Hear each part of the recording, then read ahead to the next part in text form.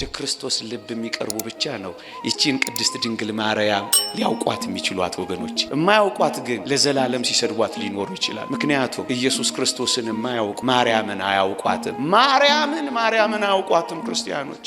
ይሄ ማህበራዊ ድረገጹ የማያሳየው ነገር የለም። ምን ያደርግልሃል? መታይ ምን ያደርግልሃል? አጃቢ ፎሎወርስ ሆኗል እኮ የዚህ ዘመን ጉዳይ። እዚህ ችግራችንን ለማስፈታት የምንመጣበት ፍርድ ቤት ምናምን እግዚአብሔርን ለማወቅ ነው አሁን መቅመስ ያለብን። ቀምሳችሁ ትውረዱ፣ ጣፍጣችሁ ውረዱ። የቦታ ለውጥ ብቻ ሳይሆን የህይወት ለውጥ አምጥታችሁ ውረዱ።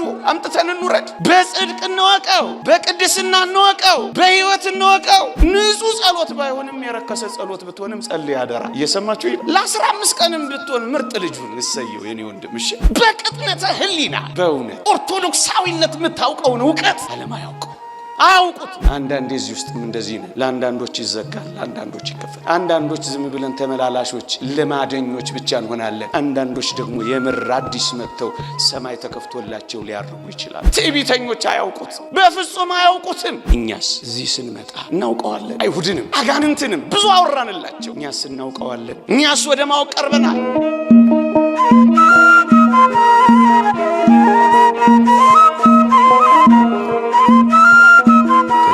ዓለም ገዢዎች አንዱስ እንኳን ይህን ጥበብ አላወቀው። አውቀውስ ቢሆን የክብርን ጌታ ባልሰቀሉትም ነበር።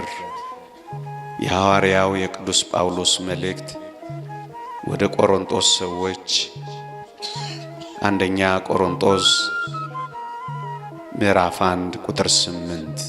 የተወደዳችሁ ክርስቲያኖች የተወደደ መድኃኒታችን በኃይሉ ብቻ ዲያብሎስን ጸጥ ማድረግ ይችል ነበር። በረቀቀው ጥበቡ ባያሸንፈው የኛ መዝሙራችን ይቀየር ነበር። ምን ብለን? እግዚአብሔር ኃይለኛ ሰይጣን ጥበበኛ እያልን እኮ እንዘምር ነበር። ምክንያቱም ሰይጣን በጥበቡ እኛን እንዳሸነፈን የታወቀ ነው። አታሎን በእባብ ሥጋ ተሰውሮ ልክ እንደዚሁ በጥበቡ ድል ባይነሳው ኖሮ እግዚአብሔር ኃይለኛ ሰይጣን ጥበበኛ ነበር መፈክሩ ያለም። አሁን ግን ክርስቶስ ቀየረው። እግዚአብሔር ኃያል፣ እግዚአብሔር ጥበበኛ የሚል መዝሙር ተሰጠን። ለምን በዝውታና በስውር መፈጸም ፈለገ ካላችሁ ዲያብሎስ ከሱ ጋር ከመዋጋት እንዳይሸሽ ነው። ያንን ዮሐንስ ወንጌል ምዕራፍ 9 ላይ ያለውን አይነ ስውር በፈወሰው ጊዜ አይን ያልነበረውን ግንባር አይን ባደረገ ጊዜ ምን ያክል እንደተበሳጩበት አታውቁም? ሊወግሩት ድንጋይ አንስተው እንደነበር አታውቁም? ታዲያ ለምን በጊዜ አበሳጫቸው? ገና 33 ዓመት ይበሳጩ የለ። አያችሁ እንዳይበሳጫቸው እንግዳው ነገር ሲጠብቃቸው አያችሁ። የተወደዳችሁ ክርስቲያኖች ክርስቶስ ለማበሳጨት አይደለም የመጣው። ማንንም እልህ ውስጥ ለመክተት አይደለም የመጣው። ከፈወሰ ተአምራት ካደረገ በኋላ ይውጣላቸው እያለ በፊታቸው ሚንጎራደድ እንዳይመስላችሁ። ፈቀቅ ነው የሚለው። ንዴታቸው እንዳይጨምር፣ ቁጣቸው እንዳይገድል ፈቀቅ ብሎ ይሰወራቸው ነበር ይላል። ምእመናን ኦርቶዶክሳዊነት ማንንም የማበሳጨት ዓላማ የለውም። ኦርቶዶክሳዊነት ማንንም የመተንኮስ ዓላማ የለውም። ለዚህ ነው ተንኩሰን የማናውቀው፣ ስንተነኮስ የምንኖረው። ይህ የጌታችን ሥራ ነው ወገኖቼ። ማንንም እልህ ውስጥ አንከትም። ማንንም ቁጣቸውን አናናድድም። በዝምታ ክርስቶስ እንደኖረ ኦርቶዶክሳዊነት በጭምትነትና በዝምታ ነው 2000 ዓመት የዘለቀችው ወገኖቼ። እናንተ እንደዚህ ታረጋላችሁ? ይውጣላቸው እያላችሁ አይደለም የምትጎማለሉት? እልህ ለማስያዝ አይደል አንዳንዶቻችን ምን ኖረው? በፉክክር አይደል እናልቅ ያለ ነው? ላቃጥለው ተባብለን አይደል እንዴ ምናቀደው? ለምን ያበሳጫቸዋል? ገና ብዙ ዘመን ይበሳጩ የለ። እግዚአብሔር ሲፈልጋችሁ አሁን ይሰማችኋል። በእነዚህ ሱባኤ ቃላት እኮ እግዚአብሔር በልባችን እየመጣ ኮቴውንና ዳናውን እያሰማን እየፈለገን እንደሆነ ትረዳላችሁ። እንዳበሳጭ ለምን ያበሳጫቸው? ለምን ያናዳል? ያለ ዘር መጸነሱን በድንግልና መወለዱንማ ቢያውቁ ያብዱ ነበረ ገና ከመጀመሪያው ማለት ነው። የተወደዳችሁ ክርስቲያኖች ጌታችን ላስደንቅ ቢል ሰው ሆኖ ይመጣል ብላችሁ ታስባላችሁ? የተዋረደን ነገር ለምን ይነሳል? ለማስደነቅ። ከፀሐይ በላይ ፀሐይ፣ ከጨረቃ በላይ ጨረቃ እያበራ ሊመጣ ሲችል የተዋረደ ሰውነታችንን ለምን ገንዘብ ያደርጋል? ለማስደነቅ ቢመጣ ወገኖቼ፣ ክርስትና ማስደነቅ አይደለም። እጅን በአፍን በእጅ ማስጫን አይደለም፣ ማዳን ነው ዓላማው። ጉባኤያት ሁሉ የሚሰሩት ለማስደነቅ እንዳይመስላችሁ። ለዚህ እኮ ነው ጌታችን ታምራት ከሰራ በኋላ አትናገሩ እኮ የሚለው እኮ ለዚህ ነው። ዝም በሉ። ምክንያቱም ማስደነቅ አይደለም ዓላማው፣ ማዳን ነው። አቤት ክርስትና! የተወደዳችሁ ክርስቲያኖች እንዲህ አይነት የዝምታ ሕይወት አላችሁ። ታላላቅ ስራዎችን ሰርታችሁ ዝም ትላላችሁ። አሁንማ ልታይ ሆኗል። ይሄ ማህበራዊ ድረገጹ ማሳየው ነገር የለም። ምን ያረግልሃል መታየት? ምን ያረግልሃል አጃቢ? ፎሎወርስ ሆኗል እኮ የዚህ ዘመን ጉዳይ። የተወደደ መድኃኒታችን አጃቢ እንኳን የለው። ምን ያረግልሃል አጃቢ? ምን ያረግልሃል ቦዲጋርድ? ምን ያረግልሃል ዝና? ምን ያረግልሃል ክብር? አንድም ሰው 12 ሐዋርያት እኮ አሉ፣ አንዱ እንኳን አላጀበውም። ክርስትና እንዲህ አይነት አጅቡኝ ባይነት አይደለም፣ ክበቡኝ ባይነት አይደለም፣ ማስደነቅ አይደለም፣ ማስገረም አይደለም፣ ማዳን ነው ወገኖች። እያንዳንዱ የጌታችን ተአምራት የማዳን ነው። ለዚህ ነው ሙት እያስነሳ አትናገሩ የሚለው። ይህች እኮ አስደናቂ እናት እኮ ናት። አቤት ደረጃዋን ጠብ ጠብ እያለች ወደ ኋላ ዞራ ኢያቄምንና ሐናን እንኳን አላየችም ይላሉ እኮ። ምን አይነት ባህታዊት መናን ናት እቺ ቅድስት ድንግል! ዓለምን እኮ ገና በልጅነቷ ነው ትውት ያለችው።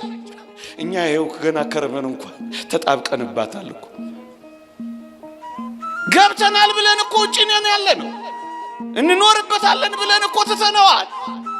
ዞር ብላ እንኳን አላየችም። በልጅነቷ ወላጆቿን ስታጣ እኮ አላጉረመረመችም። ያን ሁሉ መተው፣ ያን ሁሉ ደሞ ተታመጣ እኮ ውስጥ ደሞ አጉረምራሚዎች እኮ ነው የጠበቋት። እሱንም እኮ ነው የታገሰችው። እንደዚህች አይነት የመከራ እናት ዓለም አላየችም። የመከራ እናት ነች። መከራ ከሚቀበል እዚህ ስታለቅሱ ለምን መልስ እንደምትሰጣችሁ እንደምትራራላችሁ ታውቃላችሁ። የመከራ እናት ናት። መከራን ታውቃለች። እዚህ ስትነጠፉ ለምን ቶሎ መልስ እንደሚሰጣችሁ ታውቃላችሁ። መተውን ታውቃለች። ብቻ መቅረትን ታውቃለች። ባዶ መሆንን ታውቃለች። ለዚህ እኮ ነው እዚህ አሁን እናንተ እንዲህ አይደለም ምቀምሳችሁ እኮ ነው። ያልቀመሰ ሰው የለም። እኔ እንኳን ማቃቸው 20-30 ዓመት እዚህ የሚመላለሱ አሉ። እድሜያቸውን የፈጁም ይኖራሉ። ቀምሰው ነው ወገኔ። ጥቅስ አንጠቅስልህም ግን ቀምሰን። ምክንያቱም መከራን ከሚቀበሉ ጋር አብራለች። ትህትና ትጥቋ ነው። በጣም አስደናቂ እናት ነች። የተወደዳችሁ ክርስቲያኖች በልጅነቱ በአደባባይ የወጣ ብዙ ተአምራት ባለማድረጉ ምክንያት ራሱን እንዲያውቁት አለመግለጡን ማወቅ የምትችሉት በምን እንደሆነ ታውቃላችሁ? በልጅነቱ ብዙ ተከታዮች በኖሩት አንድ። ሁለተኛስ ዝናው በዓለም የናኘ በሆነ ነበራ። ከ30 ዓመቱ በኋላ ነው መታወቅ የጀመረው። በልጅነቱ በአደባባይ ተልእኮችና ተአምራት ጌታችን የተገለጠና የታወቀ ቢሆን ገና ከልጅነቱ ጀምሮ ስንት ከባቢ ባበጀ ነበር። እርግጥ ቅድም ነግሬያችኋለሁ፣ የሚከቡት ኖረውት እንዲከቡት አይፈቅድም ነበር። እኛንን በዚህ ዘመን ከባቢ ያበዛን፣ ካልከበቡን ምናኮርፍ፣ አቦ ካላሉን ምን ታመም እኮኛ ነን። ሪኮግኒሽን እውቅና ካልሰጡን ከዘጉን እንኳን ምን ታመምኛ ነን እኮ። ካላጨበጨቡልን ማንሰጥ የምንሰጠው እንኳን ተቆጥሮ ካልተነገረ ምን አቆርፍ እኛ እኮ ነው። ሪኮግኒሽን እውቅና ምንፈልግ። ወደ አባ ፔሟ የመጣች አንዲት ሴት ብዙ ሀብቶቿን ሰጠችው። አባ ፔሟ ደግሞ ምን አረገ ይላል? የሰጠችውን በሙሉ ጥርቅም አደረገ፣ ያዘና ወደ ሙዳየ ምጽዋት ውስጥ ጭምር አረገው። አኮረፈች። ምን አለችው? አባቴ አቤት፣ አልቆጠርከውም እኮ አለችው። እግዚአብሔር ከቆጠረው አይበቃሽም ማለት። ምን ያረግልሃል እኛ ብናጨበጭብልህ? ምን ያረግልሃል እኛ ስምን ብንጠራው? ምን ያረግልሃል ብናሞግስ? እግዚአብሔር ጋር ያለው ሙገሳ ከሚቀርብ የኛ ቢቀርብ አይሻልም? ለዚህ ምታፈጽ። ለዚህ እኮ ነው በስውር አድርጉት የሚል። በስውር ግን አደራችሁን በስውር ስላልከን ብላችሁ እንዳትተውት። በስውር እስከማደርግ ድረስ አልሰጥም ብላችሁ ያዛችሁትን ይዛችሁ እንዳትሄዱ። ወደ ዮሐንስ አፈወርቅ የቀረበ አንድ ሰው መመጽወት ወዳለሁ፣ እሺ ግን ደግሞ ውዳሴ ከንቱ ፈልጋለሁ እንደዚህ ቢላችሁ ምን ትሉታላችሁ? ስለዚህ ጥፋ ነው የምትሉት። ሊቆም እንዳለው ታውቃላችሁ። አንተም መጽወት ውዳሴ ከንቱን ሙሰዳለው ከሚቀር ይሰንጠር ይለዋል። ይህ ነው እውነት። አስብ እና ድሆች አይበሉም፣ እሱ የፈለገውን ይብላ፣ ድሆችም ይብሉ። እውነት አስብ። ንጹህ ጸሎት ባይሆንም የረከሰ ጸሎት ብትሆንም ጸልይ አደራ። እየሰማችሁ ይላል። ለ15 ቀንም ብትሆን ምርጥ ልጁን እሰየው የኔ ወንድም። እሺ ደግሞ እንዲህ ተናገረኝ ብላ አኩርፈ እንዳትሄድ እኮ ብዬ ላባብለ ብዬ 15 ቀን የት ይገኛል? አይገኝም እኮ ለ15 ቀን ጫው። አረ ተመስገን። ወደዳችሁት እንዴ? ሳቃችሁ። እዚህ ጋር የ15 ቀን እቅድ ይዞ የመጣ ሰው አለ መሰለኝ። በደንብ ነው የሳቀችው። ባለፈውም ብያችኋል። የዛሬ ዓመት ይሁን 2 ዓመት ፖዝ እናረገውና የምንቀጥለው ነገር ብቻ 4 ኪሎ ላይ እንዳይኖር እንጃ ይጠብቀን። የተወደዳችሁ ክርስቲያኖች አንድ አስደናቂ ሊቅ የተናገረው ልጨምርላችሁ በሞቴ። ቅዱስ እስጢፋኖስ እና ቅዱስ ጳውሎስ የአንድ ትምህርት ቤት ተማሪዎች ናቸው፣ ወዳጆች ናቸው። ሳውል የተባለው ጳውሎስ ወጋሪ፣ አስወጋሪ፣ ቅዱስ እስጢፋኖስ ደግሞ ተወጋሪ ሆነው ቀረቡላችሁ። አንዳንዴ እንደዚህ ይሆናል በቤተ ክርስቲያን አለ። ይሄ ይቀጥላል። ወጋሪዎች፣ አስወጋሪዎች፣ ተወጋሪዎችም ወንድማማቾች ሊሆኑ ይችላሉ። እና አንድ ሊቅ ምን አለ መሰላችሁ? ሳውል የተባለ ጳውሎስ ይላል የወጋሪዎችን ልብስ ያዘ ይልና ቅዱስ እስጢፋኖስ ግን የሚያደርጉትን አያውቅም በማለቱ ምክንያት የጳውሎስን ነፍስ ያዛት ይላል። ያኛው ልብስ ይሄኛው ምን ነፍስ። አቤት የኔና የናንተ ጸሎት የማንን ያስቀርልን ይሆን? አሁን ደም ያስቀርልን ይሆን? እንግዲህ ያለዚህ ነው የመጣ ነው። እዚህ ምን ያስቀርልን ይሆን? የዚህ ሁሉ ሰው ጸሎት፣ የዚህ ሁሉ ሰው ሰዓታት፣ የዚህ ሁሉ ሰው መሬት መውደቅ፣ የዚህ ሁሉ ሰው ጩኸት የዚህችን ሀገር ደም ያስቆምላት ይሆን?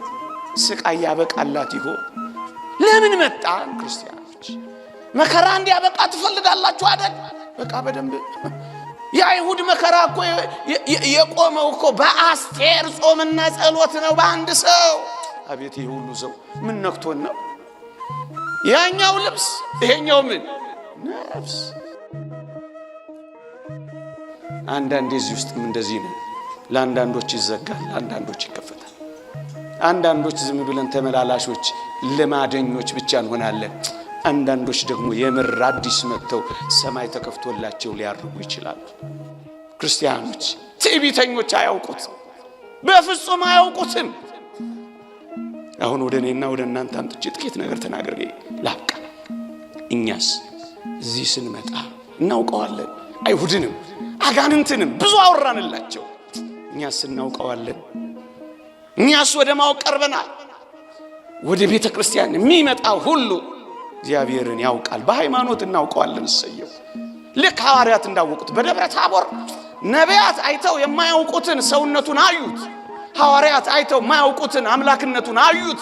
በቤተ ክርስቲያን ይሄ ይታወቃል። ፍጹም ተዋህዶ ይታወቃል። እናውቀዋለን በሃይማኖት ተረድተነዋል። በሃይማኖት ግን በመከራችን ውስጥ ግን እግዚአብሔርን ማወቅ አልቻለም። እንደ ፊያታዊ ዘየማን አርዮስ በቤተ መቅደሱ ሲክደው በቀኝ የተሰቀለ ወንበዴ ግን መከራው ውስጥ አወቀው።